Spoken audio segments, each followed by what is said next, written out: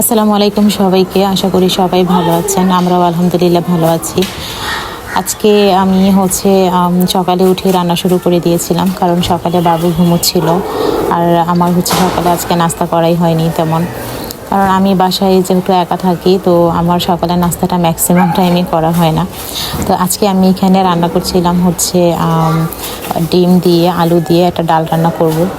ডালটা আমি আজকে ভুনা করে রান্না করব, সেই কারণে আমি মশলা কষিয়ে নিচ্ছিলাম। এখানে রসুন কুচি, পেঁয়াজ কুচি, তারপরে আদা রসুন বাটা, সব ধরনের মশলা দিয়ে আমি প্রথমে মশলাটাকে ভালো করে কষিয়ে নিয়েছিলাম।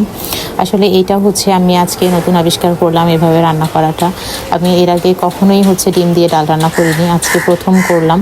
কারণ আজকে নিজে থেকেই ইচ্ছে করছিল যে ডিম ভাজি করে তারপরে সেটা দিয়ে ডাল রান্না করব। তো এখানে ভালোভাবে মশলাটা কষানোর পরে আমি ডালটা দিয়ে দিলাম। ডাল যখন মোটামুটি সিদ্ধ হয়ে আসে, তখন আমি সেখানে আলুগুলো দিয়ে ভালোভাবে অনেকক্ষণ ঢেকে রেখেছিলাম। তো আলু যখন সিদ্ধ হয়ে গেছে, তখন আমি সেখানে অল্প একটু টমেটো, কাঁচামরিচ আর যেই ডিমটা ভাজি করে রেখেছিলাম, সেই ডিমটাকে আমি এরকম ছোট ছোট টুকরো করে কেটে নিয়েছি।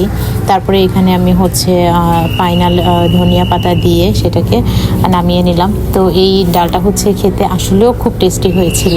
এভাবে ডিম দিয়ে আলু দিয়ে আপনারা ডাল রান্না করে দেখবেন, খুবই ভালো হয়। তো আমি এক পদের রান্না করার পরেই বাবু উঠে গেছে ঘুম থেকে, তো এই জন্য আমি তখন আর রান্না করতে পারিনি। তারপরে আমি আবার দুপুরের পরে বাকি আরেক পদের রান্না শুরু করলাম। তো এইখানে আমি প্রথমে তেলাপিয়া মাছ ভেজে নিয়েছি ভালোভাবে। তেলাপিয়া মাছ রান্না করবো আজকে। তো তেলাপিয়া মাছ আমি আজকে ফুলকপি, আলু, টমেটো এসব দিয়ে রান্না করব। তো আজকে আমি যে ভয়েসটা দিচ্ছি সেটা বারান্দায় বসে ভয়েস দিচ্ছি, কারণ সব রুমেই মানুষ, তো আমি কোনো রুমেই ভয়েস দিতে পারছিলাম না। এই কারণে বাইরের কাকের শব্দ, তারপরে ভ্যান গাড়ির শব্দ সব এখানে অ্যাড হয়ে যাচ্ছে। তো যাই হোক, এটা ন্যাচারাল সাউন্ড, কিছু করার নাই। তো এখানে আমি প্রথমে ফুলকপি, আলু এগুলোকে ভালোভাবে মশলার সাথে কষিয়ে সিদ্ধ করে নিয়েছি। এরপরে এখানে টমেটো, কাঁচামরিচ অ্যাড করে দিলাম। তো আমার যখন সব ধরনের সবজিগুলা ভালোভাবে সিদ্ধ হয়ে গেছে, এরপর আমি এখানে মাছ আর পানি দিয়ে ভালোভাবে সেটাকে ঢেকে রেখে দিয়েছি।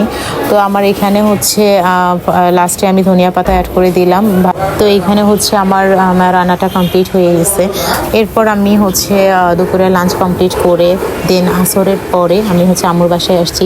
এখানে এসে আমার বোনের অভিযোগ আমি বাসায় শুধু রান্নাবান্না করে ওদেরকে কিছু রান্না করে খাওয়াই না। যদিও আমি প্রায়ই রান্না করি, কিন্তু আমাকে দিয়ে রান্না করানোর জন্য এই ধরনের অভিযোগ করা হয়। যাই হোক, পরে আমি তাদের ঝাড়ি খেয়ে তারপরে ওদের জন্য নুডলস রান্না করতেছি এখানে। তো আমি মোটামুটি অনেক ধরনের সবজি দিয়ে তারপরে এই নুডলসটা রান্না করেছি। তো আজকে এই পর্যন্তই। আল্লাহ হাফেজ।